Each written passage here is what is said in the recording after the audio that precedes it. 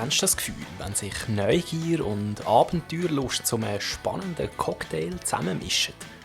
So geht es zumindest unserem heutigen Protagonist. Der hat nämlich vor, mal 1-2 Schritte abseits vom gewohnten Pfad seinen Weg weiterzugehen. Fühlt er sich auf dem neuen Terrain echt wohl und hat Erfolg dabei?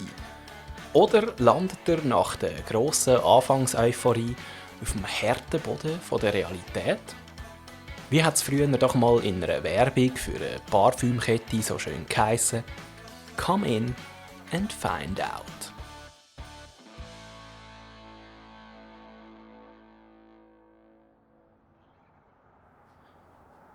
Ein langer Arbeitstag ist am 6. Dezember zu Ende gegangen. Aber heimgehen hat er gleich noch nicht wollen. Der Sammy Klaus. Zufrieden und noch ein bisschen aufgeklopft von den vielen Hausbesuchen schlendert der Mann mit dem langen weißen Bart zu später Stunde durch die Berner Innenstadt.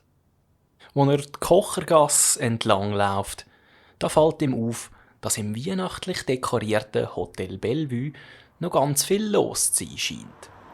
Da wird ihm bewusst, dass morgen ja gerade noch mal ein ganz spezieller Tag ist. Der Tag der Bundesratswahlen. Gerade 2 Positionen werden das mal in der Landesregierung neu besetzt. Von dieser berühmten Nacht vor der Bundesratswahl, von dieser hat der Sammy Klaus schon ganz viel gelesen. Da werde ganz viel getrunken, taktiert und intrigiert. Das ist ein bisschen wie House of Cards, einfach in Dialekt statt auf Englisch, hat ihm mal eine Parlamentarierin erzählt. Das Spektakel, das will er sich jetzt gerade mal persönlich hineinziehen, hat sich der Sammy Klaus gedacht und hat sich ins Hotel hineingeschlichen und sich unter die Menschenmenge gemischt. Zuerst hat sich der Sammy Klaus noch unauffällig verhalten, weil er hat auf keinen Fall vor die Tür gerührt werden. Als wäre er ein Kind, das sich am Sonntagmorgen auf die Zehenspitze vor den Fernseher schleicht, um Trickfilme zu schauen, ist er zwischen den Parlamentarierinnen und Parlamentariern durchgeschlichen. Immer wieder mal ist er da dabei von einer Weissweinfahne verwünscht worden und hat sich darum ein bisschen die Nase zuheben. Als er dann aber gemerkt hat, dass er von vielen wohl einfach als erweiterter Teil der festlichen Weihnachtsdekoration angeschaut worden ist, hat sich der Sammy Klaus ein bisschen entspannt und hat auch mit den einen oder anderen Volksvertreterinnen und Volksvertretern das Gespräch gesucht. Je 2 offizielle Kandidatinnen respektive Kandidaten haben die SP und die SVP zur Wahl empfohlen. Wer denn da wer wähle, hat er dann von allen wissen. Und gibt es vielleicht eine sogenannte Sprengkandidatin oder einen Sprengkandidat? So hat man nämlich die Leute genannt, die vor der Wahl niemand auf dem Zettel hatte, dann aber doch noch ein paar Stimmen abgraben und so die Wahl indirekt entschieden oder am Ende sogar selber das Rennen gemacht haben. Der Sammy Klaus hat sich direkt an die Bundesratswahl 2007 erinnert. Das war noch ein echter Thriller, mit Spannung bis zum Schluss. Seither sagt das Ganze aber immer ein bisschen vorhersehbar und langweilig geworden. Die grossen Machtkämpfe und Überraschungen sind seit dieser Wahl nämlich ausgeblieben. Wer sich amix Popcorn-Kino wie beispielsweise aus den US-Wahlen gewünscht hätte, sagt da amix enttäuscht worden. Das spreche zwar für ein stabiles und ziemlich intaktes Politsystem und sage somit ja grundsätzlich ein gutes Zeichen, aber ein bisschen höher dürfte der Entertainment-Faktor für den Sammy Klaus dann also schon sein. Es müsste ja auch noch einen Mix geben zwischen dieser Shitshow in den USA und dem einschläfernden Prozess wie in der Schweiz.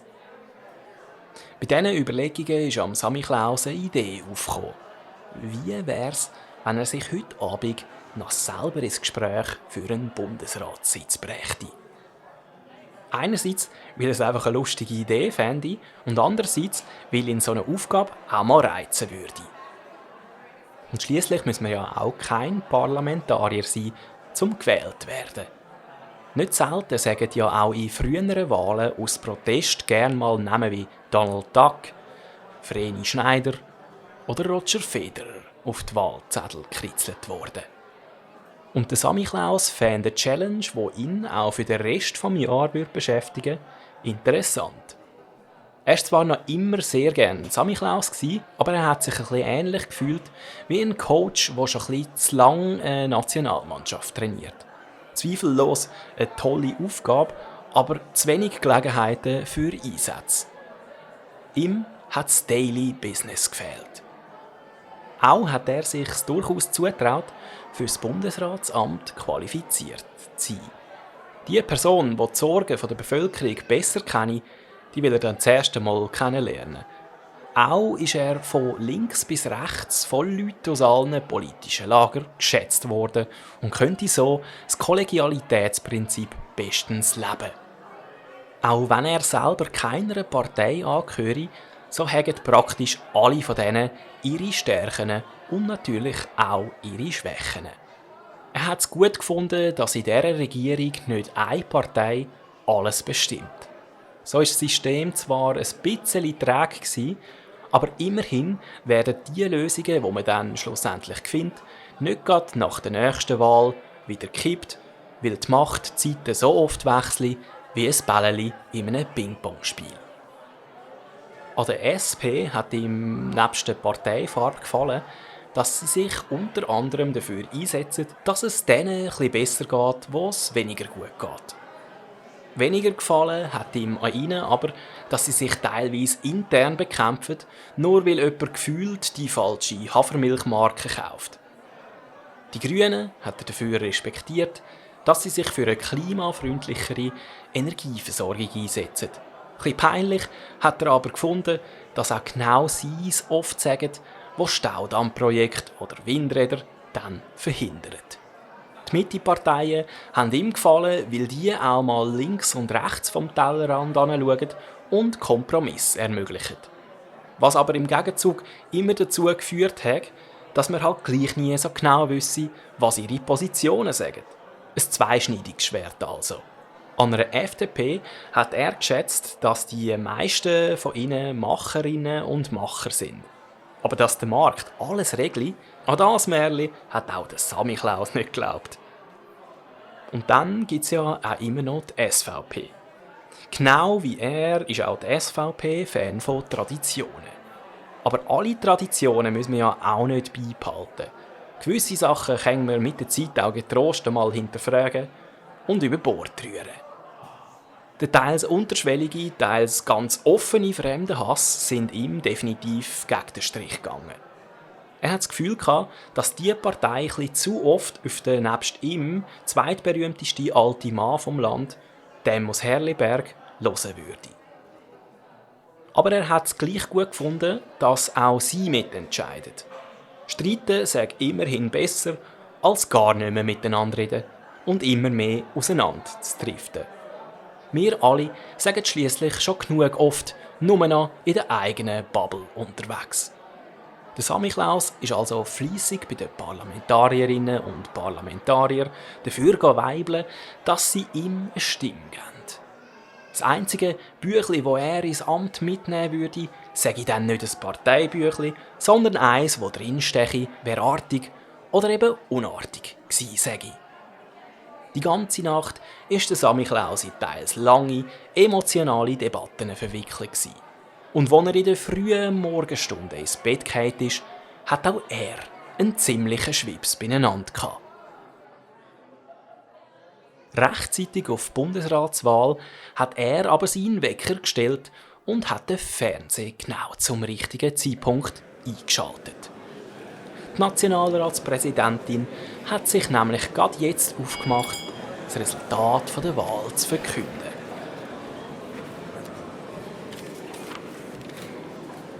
Vi comunico il risultato del primo turno di scrutinio. Ergebnis des ersten Wahlgangs. Schede distribuite 244. Ausgeteilte Wahlzettel 244. Schede ritornate 244. Eingegangene Wahlzettel 244. Bianche 4. Leer 4. Nulle 0. Ungültig 0. Valide 240. Gültig 240. Maggioranza assoluta 121. Absolutes Mehr 121. L'Assemblea federale ha eletto con 148 voti Gewählt ist mit 148 Stimmen